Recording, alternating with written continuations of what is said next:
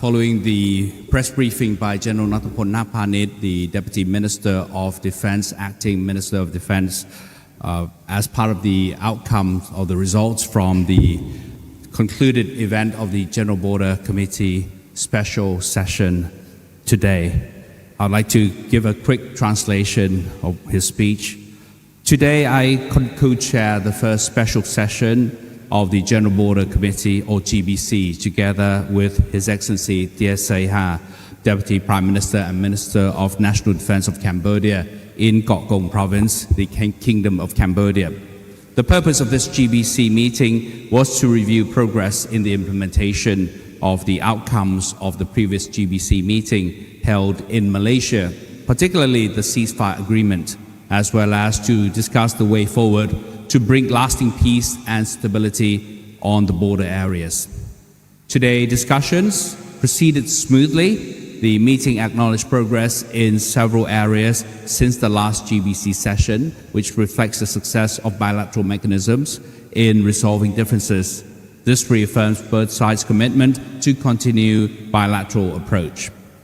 Although there are still certain concerns that cause unease for Thailand, including the effects on the Thai people, and may remain an obstacle to fully restoring confidence and mutual trust. Following are some key agreements reached today, which are considered important developments since the last GBC meeting. Firstly, on the withdrawal of heavy and mass destruction weapons and equipment from the border area back to their normal installations. The GBC and RBC secretariats will hold discussions within 3 weeks to prepare an implementation plan and begin redeployment in accordance with the agreed timeline, with observers such as the IOT participating to observe the process. Secondly, online landmine clearance, a joint coordination body comprising of the GBC secretariats and the Mine Action Centers of Thailand and Cambodia will be established within 1 week to draw up a clearance plan and designate pilot areas along the Thai-Cambodian border, with operations to begin within 1 month. Thirdly, on the suppression of online crime and scams, the Ministries of Interior and national police agencies of both countries have been tasked to set up a joint working group within 1 week to prepare a joint action plan. Thailand has already provided information and coordinates with more than 60 scam centers in Cambodia for decisive action. This matter will be further discussed by the joint working group, and today, with good news, representative of Royal Thai Police and Deputy Commissioner General of Cambodian Police met and set a schedule for a joint action to meet again on the 16th of September in Sat Kheo Province for further action. Fourthly, on the management of border areas, particularly the case of Ban Nong Chan, the meeting assigned the Thailand-Cambodia Joint Boundary Commission, or JBC, to clarify the standing of this area, and the Regional Border Committee, or the RBC, to discuss management arrangements based on JBC outcomes. Meanwhile, the governors of Sat Kheo and Ban Tia Menchai provinces will continue their coordination to maintain order. If this model is proven to be successful, it will be applied to other areas of a similar nature. Fifthly, on the issue of border crossings, discussions were held on the possibilities of allowing certain types of cross-border movement and trade, while the situation is not yet fully normalized. This is to mitigate the impacts on businesses and cross-border transport. The RBC mechanism was tasked to explore the feasibility of permitting goods transportation through selected crossings with no security concerns, with potential initial implementation at border crossings in Chanthaburi and Drat provinces.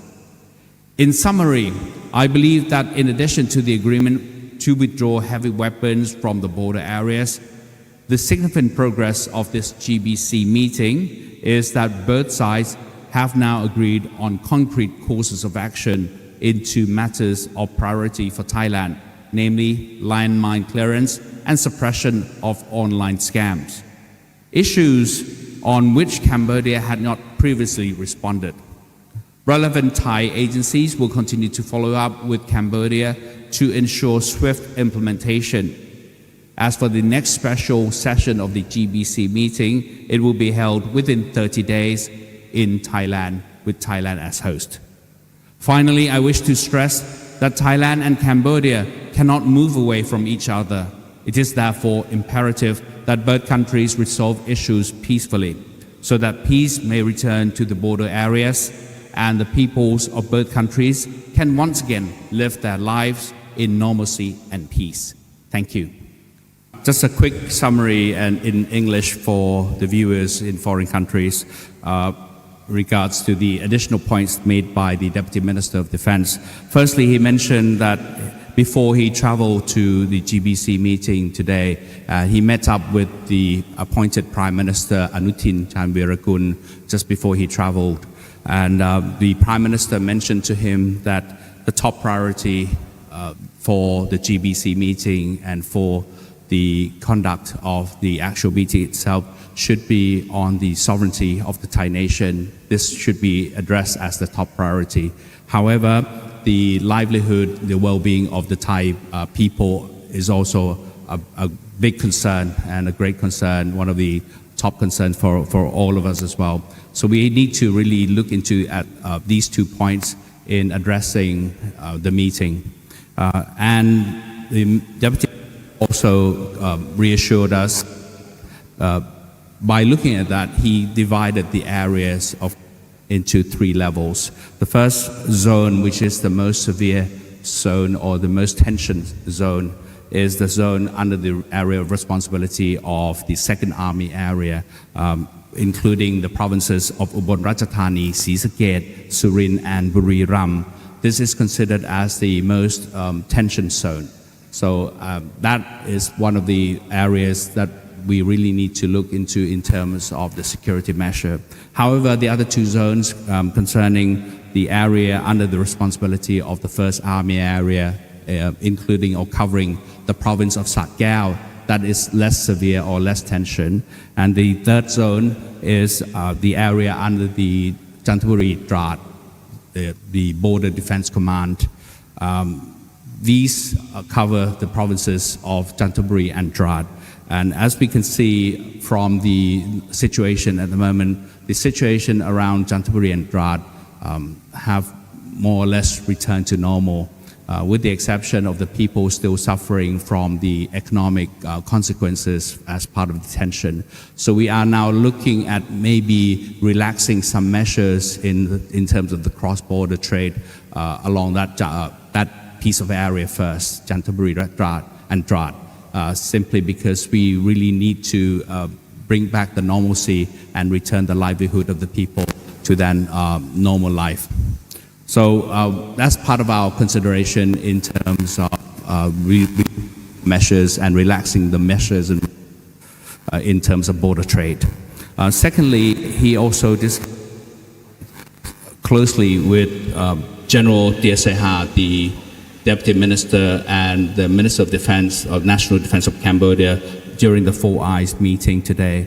And he said that he emphasized on the point that concerning the letter from His Excellency Hun Manet, the Prime Minister of Cambodia, sent to congratulate Prime Minister Anutin on his appointment as the Prime Minister.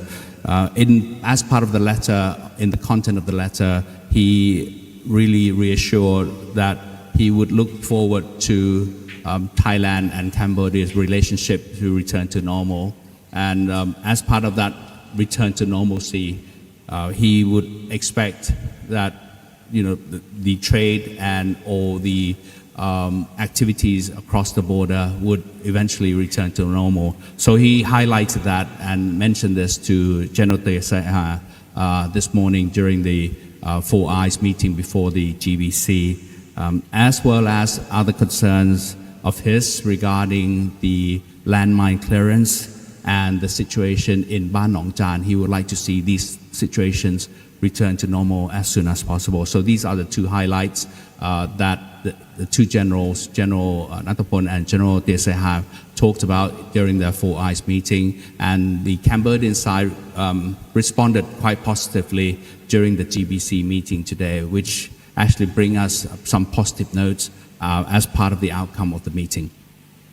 Regarding the question by the media here, there are 3 or 4 issues that were asked. Firstly, on the fake news, certainly the situation has more or less got better, and obviously the assessment from his assessment of the whole situation on the fake news has seen a drop in the number of fake news across the board.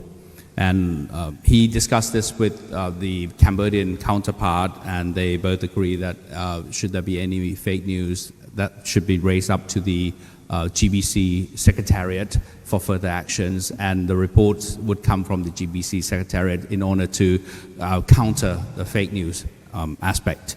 Secondly, on the Scammer Center, recent analysis, of course, and reports that some of the scammer centers and money laundering actually come from the Cambodian side, and they discuss this issue again, and the Cambodian side agreed that they are in agreement to respond and help to alleviate the situation and counter the scammer issue in their country. And of course, they have shown certain sincerity in terms of really taking some action in countering the scammer center and call center. In regard to the cross-border relaxation measures, this he would like to emphasize, General Natapon would like to emphasize that this measure is only applied for goods transportation, not the people.